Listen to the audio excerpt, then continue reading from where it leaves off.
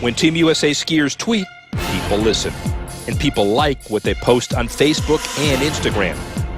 MVP Index tracked engagement on these social media platforms in January and came up with some very interesting data. They measure reaction to personal posts versus posts that deliver branded messages. Julia Mancuso, Lindsey Vonn, and Ted Ligety all scored high with thousands of likes. But Mancuso actually gets more positive response when she mentions her sponsors. Skiing stars were out in abundance for the World Championships at Vail Beaver Creek, and so was the leadership of the USSA. I climbed a mountain along with Peekaboo Street to spend a few minutes with Executive Vice President for Athletics, Luke Bodensteiner. He's responsible for overseeing a unified strategic plan that keeps all of the USSA's teams and athletes performing at their peak.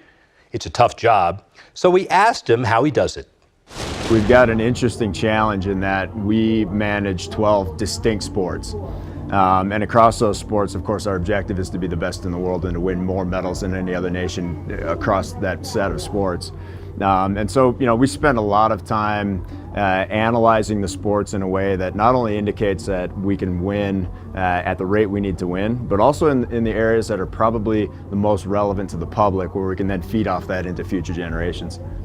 So I know when I was younger competing, and you as well, our sports were very separate. Yep. Everyone kind of trained in their own spot. Well, now there's the center of excellence. It's this big monstrosity, and everyone's training under one roof. And I'm just curious, how do you manage all those different personalities, the different training necessities across the board with so many different sports? It's really been a great dynamic across the team, because what we did, as you said, we pulled the whole team together.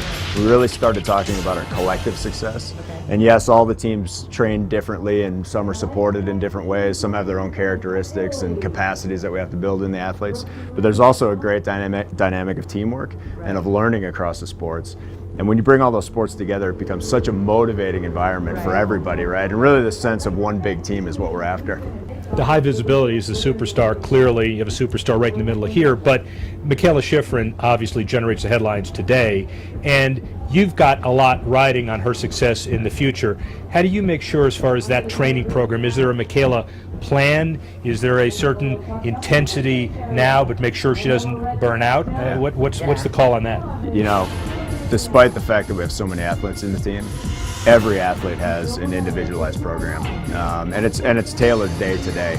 We do a lot of testing with our athletes, just daily, to find out if they're ready to train hard, if maybe we need to back them off a little bit if they're absorbing the training that we give them. So whether it's Mikaela or any other athlete in the team, it's that one-on-one attention that we really value. But didn't Mikaela, when she was first on the development team, she spent a lot of time back at school in an environment where she was comfortable, she was familiar, she had a lot of training. How much liaisoning went on between that program that she was in and when she came to the team, and what she did at the team and the crossover there? There's a lot. With a lot of our athletes, we can see, who's sort of on the trajectory to be good. And we spend a lot of time, looking into the clubs and looking into the junior ranks to start to determine, all right, who's moving in the right direction, who's got the talent that we need. And look, the club programs that ultimately are the ones that find these kids and teach them and develop them, they're super important to what we do. And we want them to raise the athletes to as high a level as possible so that we can sort of just focus on the finishing, frankly. And Mikaela's a good model for this, because she began her World Cup skiing at 15, but Austrian kids are at 3 or 4 or 2 when they can barely walk. When you see an athlete, how do you make sure that athlete becomes a skier? That's actually an untapped potential avenue for a lot of athletes. And we've started to do it in one sport in particular, in aerial skiing, where we can find athletes who are highly talented in one sport, in this case gymnastics, find that talent or trampolining, and then move them into aerial skiing. Teach them how to ski and land. Exactly. Wow. Yeah, you got to make sure you do both of them. And that's sort of the holy grail.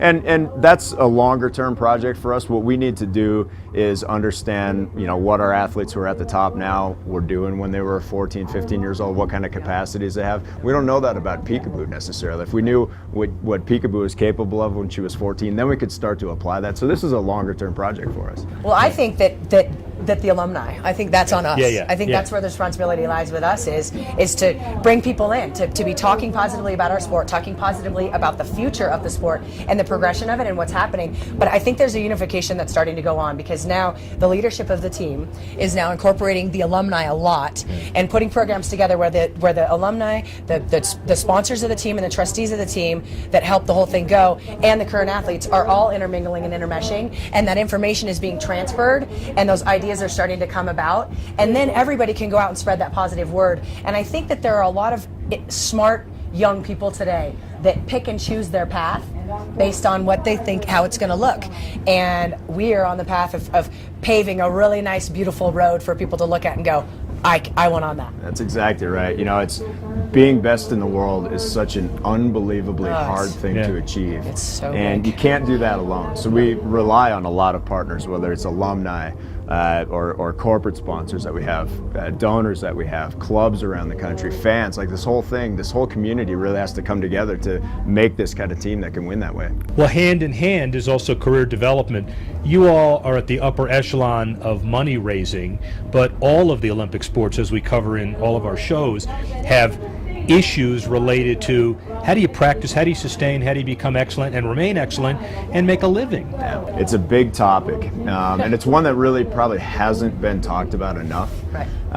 The whole idea of supporting an athlete's transition away from elite sport into the rest of their lives is something that we really keyed on after the Olympics in Vancouver. We'd finally achieved our goal of being best in the world, and we said, how do we differentiate ourselves from the rest of the world? And what we decided was that helping athletes prepare for that transition is going to make them perform better while they're athletes. Absolutely. Because it'll take away, it'll provide them with some healthy distraction away from the sport, but it also gives them a greater sense of confidence about their future, and so they stick around longer and they do another Olympics, you know. And they'll settle into what they're doing. You know, they know they got that coming, and so they're like, okay, that's out there. Yeah. Let me just settle into right here and right now. And they can still feed to that and still add to that every year. Yeah. And it's a cultural change that we had to make. You know, when athletes would come into the team, the typical reaction is, hey, it's all about now. It's all about ski racing. We got to do everything right.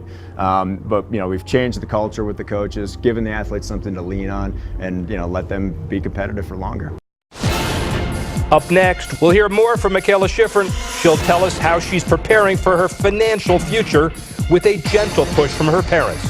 My parents wanted me to take a personal finance course. 300 pages of, if you don't start saving when you're 2 years old, then you're never going to be able to retire.